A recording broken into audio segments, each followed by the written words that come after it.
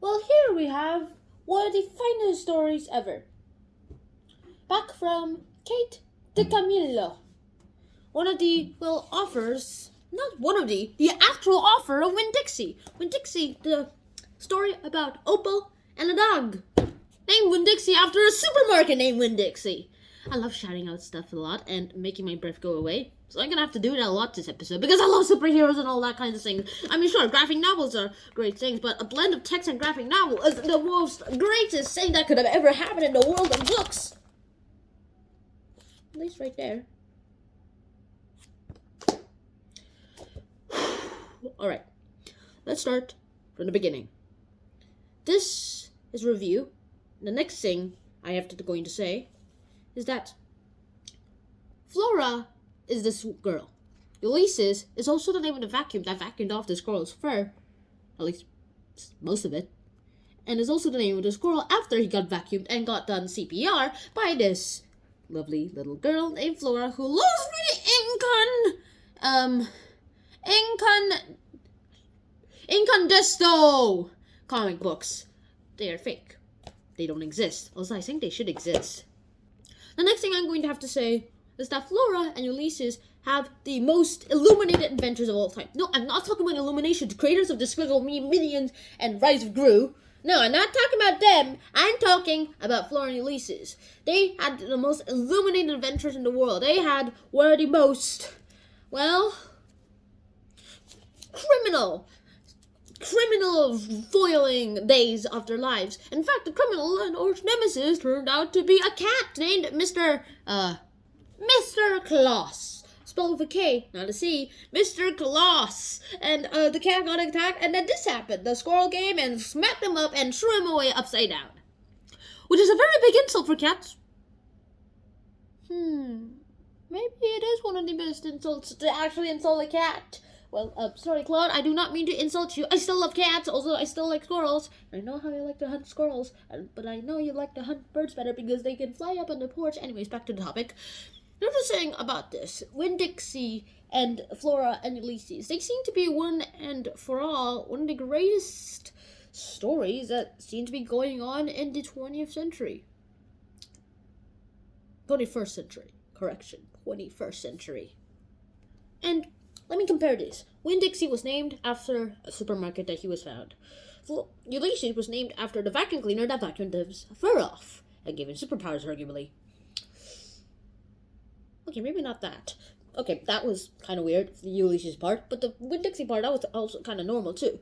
Another thing about this, another relationship I see is this. They were both mangy, and they were both hated, and they were both strays before Flora and Opal found them. Actually, should I say Opal and Flora, since Winn-Dixie was with Opal, and Flora and Ulysses was with Flora. They all are also loved by their owners, who turned out were both girls, and the pets were always boys, too. The next thing I know is that because of these pets, strays that they found on the middle of the road, or being vacuumed, or in the middle of a supermarket, or being vacuumed by an uncontrollable vacuum cleaner, they were able to make great friends. They were able to find great friends, and they were able to make friends with everybody else. Also, I think the CPR on a squirrel is gross. I still think it's kind of the most impressive things that seem to be happening throughout the whole world. The next thing I'm going to have to say is that Flora did a great job at teaching Ulysses.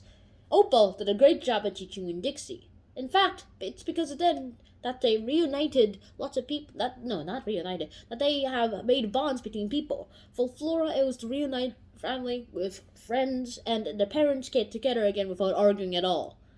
The other thing is that for Winn-Dixie, it was to reunite, not reunite exactly, but unite lots of friends together, and to show that this old hag, or old witch, that's the witch, I bet you're gonna get killed in there! Well, something like that. That's what the boys taunted, I remember from the movie and book. To get them together and to find out that this old hag, old witch, that they called, was not an old witch, or an old hag, or whatever they called her. And that's pretty much what seemed to happen. What seemed to be an ordinary thing while Flora was reading a comic and while Opal went to grab groceries, they seemed to get struck by this And because of that, they found a new friend and a new companion, as well as a student, as well as being a teacher for them. That's the last thing I'm gonna have to say about FLORA and ULYSSES. There are, personally, I have to say, about 3 reasons, other than being forced to read it, that why you should read FLORA and ULYSSES. In fact, I chose to read FLORA and ULYSSES. In fact, I actually do a pretty good job at judging at the cover of the book. In fact, if the cover is usually interesting to me, then I usually read it. Sure, this is interesting. Ooh, collage, that's nice. I love this thing. And sometimes if the cover doesn't interest me at all, I look at the title. And like this one, Harry Potter and the Cursed Child. I know Harry Potter, that was a classic, and so I'm like, let's read it. And I read it, and this is a play.